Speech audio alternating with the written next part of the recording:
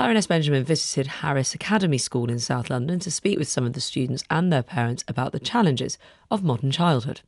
Hello everyone, come in, come in. Hello, welcome, welcome, welcome. When I come into a school, I can always tell what kind of environment that's been created for the kids.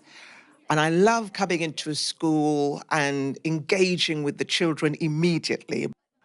I don't think we're doing enough seeing the world through the eyes of the child because life is so tough. Life is so hard. We're busy getting on, making a living, dealing with all the issues that we're having to deal with nowadays, that we forget about being childlike.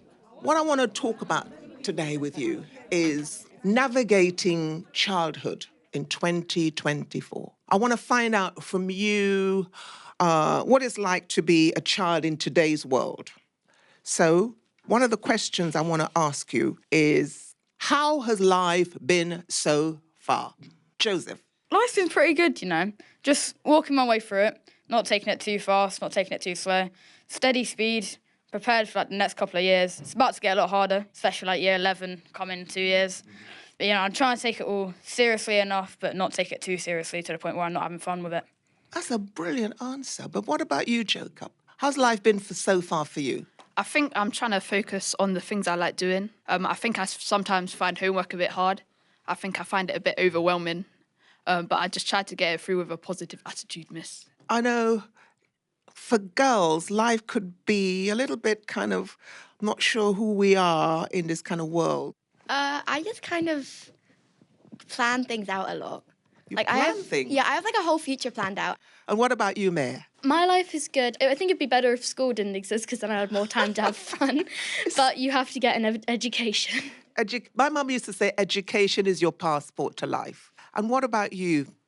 It's like a mixture because sometimes life can get stressful. There's lots of obstacles, but sometimes you have to push yourself because not every day is going to be a good day. Now, I want to turn it around now and find out whether you feel your parents understand you.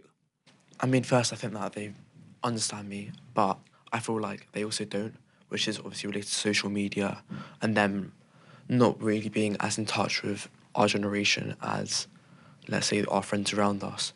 So there are certain issues which I would go to my dad or my mum for, which would be more like issues that I need a deeper understanding in. Mm.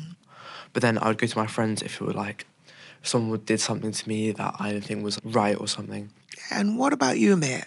I think my parents see me through myself, and I think they really understand me and understand my interests. But I think at the end of the day, a parent could never really know everything about their child, because I'm not them, I'm me. And parents don't have a mind-reading machine. They can't see deep into your mind. So parents can never really know exactly who their child is, really. I feel like no one truly understands you better than yourself. Sometimes my parents overestimate me, sometimes my parents underestimate me, but sometimes I just feel annoyed that they don't understand me. Have any of you been influenced by seeing things on social media that could be harmful to you, and how do you deal with that if you do see it? Well, I would say that a prime example of that would be the influence of Andrew Tate on people that were my age, and I was seeing people that I thought were my friends and were still my friends, but the things that he was saying about such as women or things that he was doing, it was made me realise that you can't really trust everything that you see on the internet, and you see how quickly children are to latch onto ideas that aren't really suitable to the modern world. It shocked me because it made me realise that I should probably try and get that out of them as soon as possible. I didn't want you to be sitting together with your parents while I spoke to you openly, but now your parents are waiting outside. So I'm going to bring them in and ask them questions about how they feel about being parents. Come in, welcome. I see some of my play school babies are here. Are you sitting comfortably? Now we'll begin. Being a parent can sometimes make you feel, am I getting it right?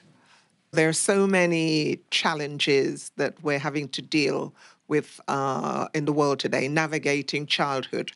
And my mantra is childhood lasts a lifetime. What are the biggest pressures that you're having to deal with bringing up your children in today's world? I think what you learn as you get older and the kids get older is it's always been trials and tribulations throughout history when you're a parent. I think the COVID years put some pressures on that, certainly regarding the social side of things. I think it was maybe harder to learn how to fit back in and learn how to pick up with their peer groups. It's just about being aware that there are reasons why this current generation that you've got around the table might find things a little bit more difficult.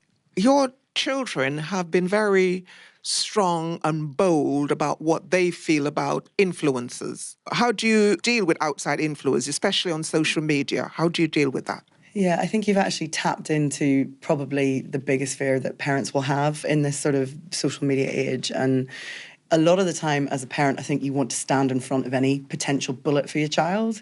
But I think the biggest suit of armour you can give them is self-belief and self-confidence, so that when they see those things that chip away at their self-esteem, they know actually that's rubbish. That's not me. That's not who I am. And ensuring that they're rooted in their sense of identity is the best thing we can do as a parent to protect them when it comes to social media. I think I get sucked in quite a lot to social media. I think I say, right, I'm a bit bored, I'll watch something. And then I think like it just carries on until like I look at the clock and I realise, Jesus, that's 2 hours gone by. Because like it happens quite quickly and without you knowing. I must say, sitting around the table has been really joyful, listening to each and every one of you. The listeners will be able to reflect about their own experiences having children or their own experiences being a child. So thank you all very, very much. Thank you. Floella Benjamin at Harris Academy School in South London. We're listening to that too with us, Dame Rachel de Souza, the Children's Commissioner for England and Wales. What is your response to this challenge that Floella is raising, specifically around what children are watching? Yeah, look, I think it's a massively important year for answering that question. We've had a year ago the online safety bill. By March, the children's code should be in and we should be properly holding tech companies and others to account.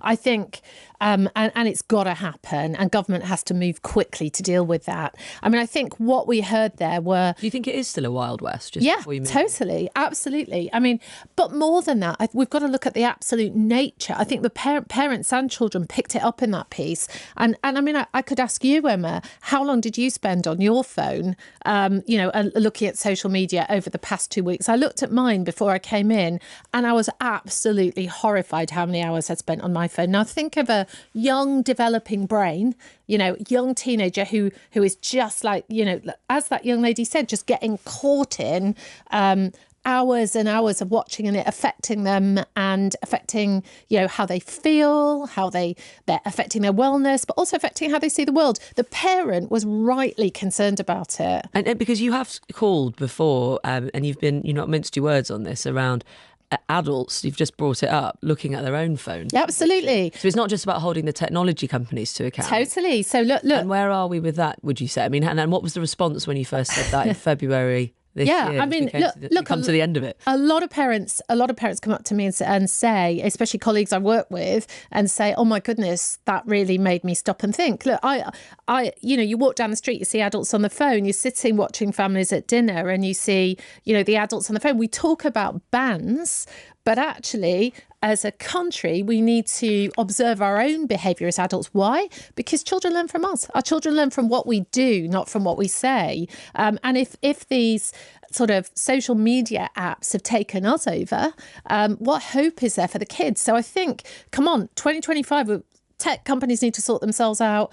But also, as a nation, we need to really be sort of asking ourselves some hard questions. What better time in January? Who's going to hold parents to account then? Well, I mean... Are you trusting parents to do it for themselves? I think we need both regulation, we need the tech companies to be sorted out, and yeah, I mean, adults have... You would hope they would, but the issue is the addictive side of it as well. Yeah, indeed.